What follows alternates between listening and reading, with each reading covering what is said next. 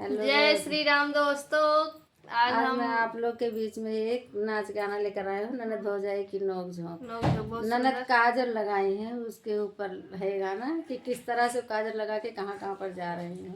बहुत सुंदर गीत है, एक बार जरूर सुने। मर कहवा काजर लगावे हमार ननदी, मर कहवा काजर लगावे हमार ननदी, कजरा लगाई ननदी बाग बगियावा, कजरा बगियावा ननदी घूमे बगियावा, कजरा लगाई ननदी घूमे बगियावा, मालिक लड़का फसावे हमार ननदी, मालिक लड़का फसावे हमार ननदी, मर कहवा काजर लगावे हमार ननदी, मर कहवा काजर लगावे हमार ननदी, गजरा लगाई ननदी घूमे कुअनवा, गजरा लगाए ननदी घूमे कुअनवा,